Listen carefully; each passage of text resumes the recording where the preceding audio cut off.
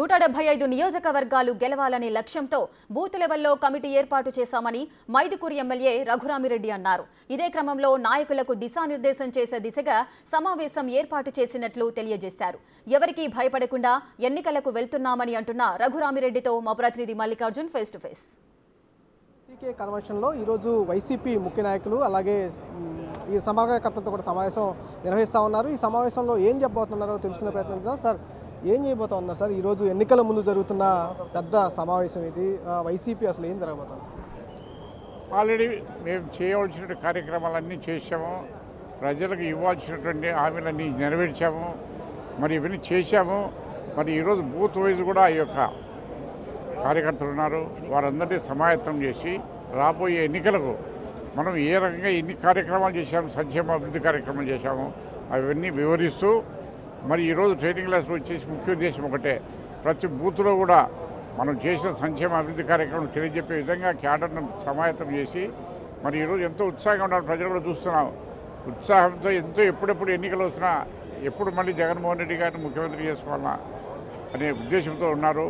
మరి ఈ సమావేశంలో బూత్ యొక్క ప్రతి బూతు ప్రతిష్టాత్మకంగా తీసుకొని ప్రతి బూత్లో కూడా మెజార్టీ రావాలా, 175కు 175 సాధించాలా, అదే ధ్యేయంగా ఈరోజు ఈ కార్యక్రమాలన్నీ జరుగుతున్నాయి.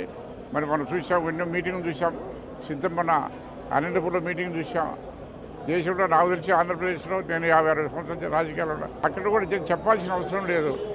వాళ్ళు తెలుగుదేశం కానీ జనసేన కానీ ఎంతమంది ఎన్ని కూటమి బీజేపీ కూటమి ఎన్ని ఎవరైనా కానీ కూడా దానివల్ల మాకు ప్రయోజనాలే కానీ దానివల్ల మాకు ఎలాంటి ఇబ్బంది లేదు.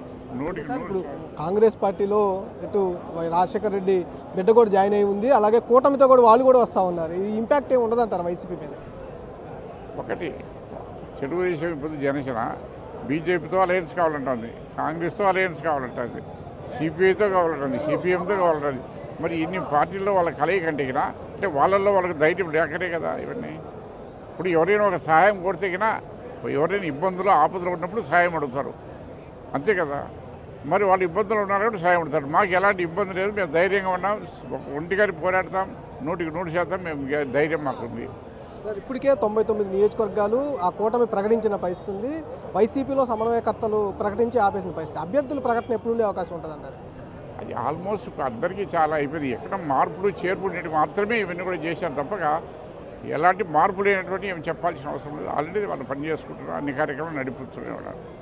ప్రభుత్వ సంక్షేమం కానీ అభివృద్ధి కార్యక్రమం కానీ పార్టీ కార్యక్రమాలు కానీ అన్నీ కూడా నడుస్తూనే ఉన్నాయి. ఎలాంటి దానికి ఆకలేదు. ప్రతి నియోజకవర్గం 175 కాన్స్టిట్యూన్సీలో కూడా లేదా ఎమ్మెల్యేస్ కానివ్వండి, సమన్వయకర్తలు కానివ్వండి ఎంతో ఉత్సాహంగా ముందుకు పోతున్నారు, చేస్తున్నారు, అన్ని రకాలు చేస్తున్నారు. ఏదైతే ఎన్నికల ముందు మాకు ఎటువంటి భయాలు లేవు, భయంతోనే వాళ్ళు కూటమిగా ఏర్పడి వైసీపీ మీదకి వస్తున్నారని కూడా మైదుకూరు ఎమ్మెల్యే చెబుతున్న పరిస్థితి కనిపిస్తూ ఉంది. అంతేకాకుండా రానున్న కాలంలో 175 నియోజకవర్గాలు టార్గెట్గా పెట్టుకొని 175 నియోజకవర్గాలు గెలుపొందే లక్ష్యంగా అడుగులు ముందుకేస్తున్నామని చెబుతున్న పరిస్థితి మైదుకూరు ఎమ్మెల్యే తెలుస్తూ ఉంది. ఎవరైనా సురేష్తో మల్లికార్జున, బిగ్ టీవీ, విజయవాడ.